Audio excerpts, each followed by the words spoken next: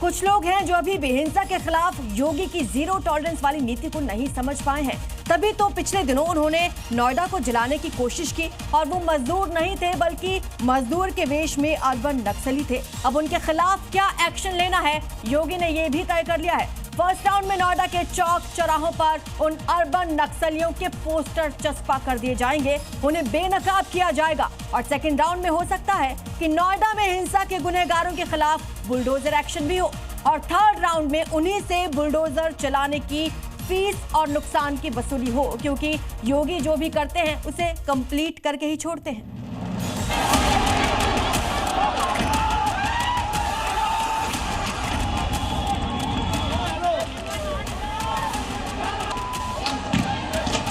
चेतावनी दे रहा हूं उन लोगों को जो कायरों की तरह, बुज़दिलों की तरह बच्चों और महिलाओं को आगे करने का काम कर रहे हैं। याद रखना, इसकी भारी कीमत चुकानी पड़ेगी।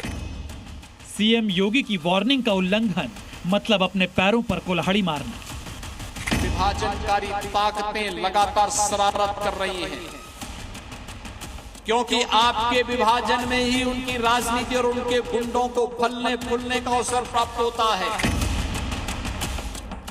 नोएडा में आग लगी नहीं, लगाई गई थी। उग्र मजदूरों के हाथों से पत्थर चले नहीं थे, चलवाए गए थे। अशांति मजदूरों ने फैलाई नहीं थी, अशांति फैलाने की स्क्रिप्ट लिखी गई थी। ये जानते हुए कि योगी राज में लॉ एंड ऑर्डर हाथ में लेने का अंजाम क्या होता है, फिर भी कुछ लोगों ने नोएडा में उपद्रव के लिए बड़ी साजिश जिसका खुलासा हुआ है।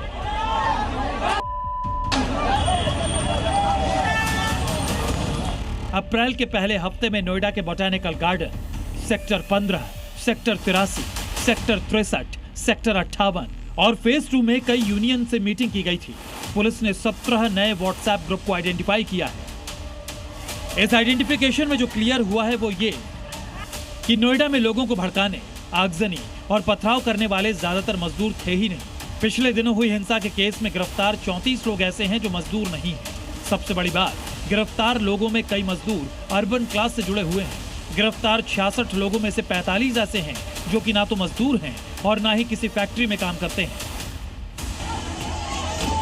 मतलब सुनियोजित साजिश हुई, मजदूरों को भड़काने का खेल हुआ और इन सब का इलाज सीएम योगी क्या करेंगे, ये यूपी में कानूनी कागज पर पहले से लिखा हुआ है। ये पत्थरबाज हो या उपद्रवी, इन सब का उपचार केवल एक है। कुछ ही दिनों बाद ऐसे ही पोस्टर आपको नोएडा के चौक चौराहों पर दिखने वाले हैं, जिसमें नोएडा में हिंसा फैलाने वालों के चेहरे बेनकाब होंगे। नोएडा में कानून और व्यवस्था की धज्जियां उड़ाने वाले गुनहगारों के चेहरे देश के सामने होंगे। नोएडा में जो मजदूरों के भेष में दाखिल हुए, हिंसा फैलाई, उनका पोस्टर लगेगा, उनके चेहरों को सार्वजनिक किया जाएगा। सार्वजनिक स्थलों पर उपद्रवियों के पोस्टर टांगे जाएंगे। नोएडा में जिस तरीके से साजिश को अंजाम दिया गया, उसमें चौंकाने वाले खुलासे ये हुए कि 66 लोगों की गिरफ्तारी में 45 लोग ऐसे थे जो कि श्रमिक थे ही नहीं। वो लोग बाहर से बुलाए गए थे जिन्होंने इस पूरी साजिश को अंजाम दिया।